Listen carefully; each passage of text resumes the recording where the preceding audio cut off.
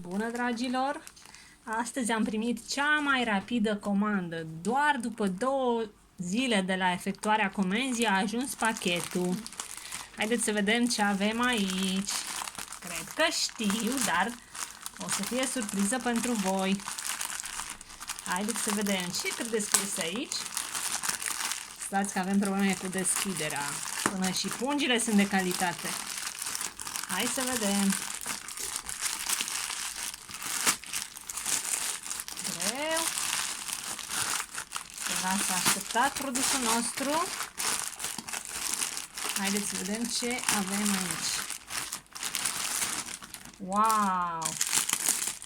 Avem o pereche de ochelari de soare. Haideți să vedem despre ce este vorba. Desfacem. Încă o pungă. Bun, ochelarii sunt polarizați.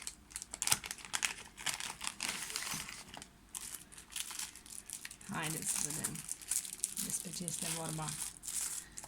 Multe funguțe, semn că lucrul este de calitate.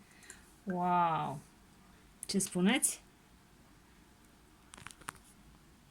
Eu sunt foarte încântată.